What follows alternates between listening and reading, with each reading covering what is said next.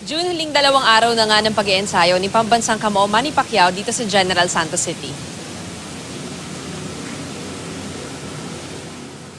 Nag-jogging si Senador Manny Pacquiao sa Acharon Sports Complex alas 7 ng umaga. Dahil weekend, maraming nakisabay sa fighting senator nang tumakbo siya ng 12 laps sa track oval. Pati ang alaga niyang si Pacman present. Nag-shadow boxing at core exercises din siya.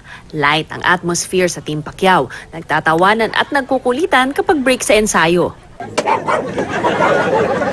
Ayon kay Coach Buboy Fernandez, 100% na ang kondisyon ni Pacquiao. Siya mismo nagsasabi na happy siya sa training camp ngayon, lalo-lalo na sa buong team dahil pareho mga Pilipino, and then si Coach Justin naman yung cooperation niya as bilang conditioning coach.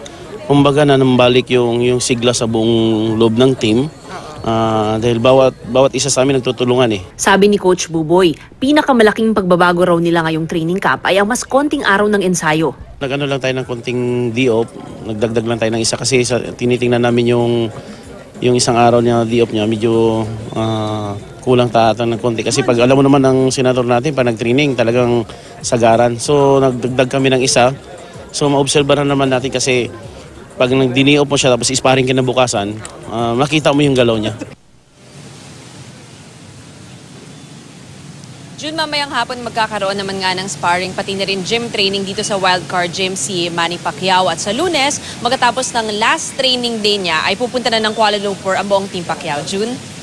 Ma'am, isang tanong lang, ano napansin mo o yung mga ka-team ni Pacquiao, kumusta yung kanyang speed and power? Nandun pa rin talaga, ma'am?